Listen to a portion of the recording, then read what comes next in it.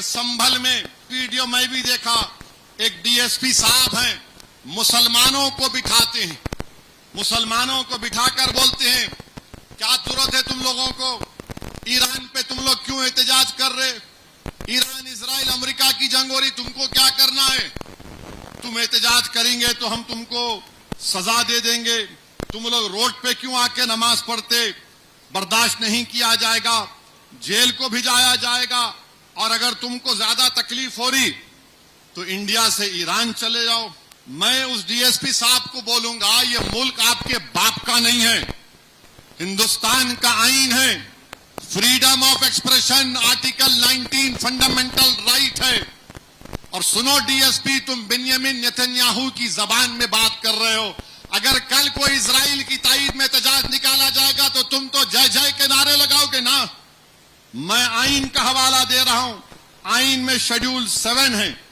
Schedule 7 क्या बोलता कि पार्लियामेंट को यह हक हासिल है कि वो फॉरेन पॉलिसी बनाए नेशनल सिक्योरिटी और डिफेंस के ऊपर। पार्लियामेंट क्यों है फिर, और हमारा अख्तियार है। अगर हम मोदी से पूछ रहे हैं कि तुम नेतन्याहू से मिलने क्यों गए ईरान पर 2 दिन हमला होने से पहले, आपके पेट में दर्द क्यों हो रहा है। मोदी क्यों गए थे, क्योंकि नेतन्याहू जो जहन्नम का कुत्ता है, जिसने 70,000 फलस्तीनियों का जेनोसाइड किया, वो पूरी बैनुल-अक़वामी सतह पर आइसोलेट हो चुका था, तो मोदी उसके लिए गए थे। और आपको मालूम, बैतुल मुक़द्दस मस्जिद अक़सा के करीब एक इंडिया हाउस है, 125 साल से वेस्टर्न यूपी का एक अंसारी परिवार उसका ख्याल रखता है, और उसकी खासियत यह है कि उसमें बोला जाता है कि बाबा फरीद गंजे शकर रहमतुल्लाह अलैह वहां पर आकर अपना 40 दिन का चिल्ला किए थे। मोदी जी आप वहां चले जाते इंडिया हाउस में, मगर मोदी जी ने क्या किया, इजराइल के एक्टरों से मुलाकात की, और फिर गाजा नहीं गए, मगरबी किनारा चले जाते। अरे वो नहीं तो नहीं, कम से कम तुम मस्जिद अक़सा जाकर देख लेते। मगर बिन्यामिन नेतन्याहू से मिलना था।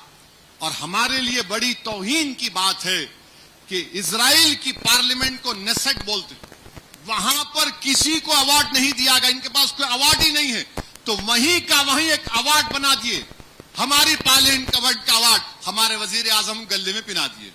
अब इन्हों खुश, मेरे को पिना दिए। अरे जरा तो सोचो, ये अवार्ड है ही नहीं, आपको खुश करने के लिए पहना दिए। और आप जैसा निकले, मैंने बोला था मोदी के इजराइल से निकलने के बाद हमला होगा, अब आप हमला किए, इजराइल अमेरिका मिलकर। मैं कह रहा था आपसे 2 जुमे की मेरी तकरीर उठा के दे सुन लीजिए कि कीमतें बढ़ेंगी, हुर्मुज, स्ट्रेट ऑफ हुर्मुज बंद, हमारा 60% तेल गैस सऊदी अरब से, इराक से, कुवैत से, कतर से गैस, और ये सब उसी से आता है। ये तमाम संगी लोग कुछ नहीं होता, अब पूरी गैस निकल गई ना, पूरी गैस निकल गई। अब मैं पूछा था क्यों नहीं आप मजम्मत कर रहे, किसी मुल्क पर हमला हुआ था, खामनाई शियाओं के रहबर हैं, उनके लिए बड़ी शख्सियत है, आपने उस मुल्क पर हमला करके उनको कत्ल कर दिया। आप अचानक 56 इंच को ख्याल आया, अरे बाबा गैस पेट्रोल का मामला है बाबा, तो फौरन फोन उठा के ईरान के सदर से बात किए, नहीं नहीं गलत हुआ, हमला नहीं होना था, और फिर आप बात कर लिए उनसे। आप बताइए भारत क्यों ऐसा कर रहा है। आप मजम्मत करो, ईरान पे हमला हुआ, आप मजम्मत करो, दोहा में, दुबई में, बहरेन में, कुवैत में हुआ। आप क्यों जाकर ट्रंप और नेतन्याहू के साथ बैठ गए, क्या ये हमारी फॉरेन खारजा पॉलिसी है। हम न्यूट्रल थे 80 साल से, हमने हमेशा फलस्तीनियों की ताईद में भारत खड़ा रहा।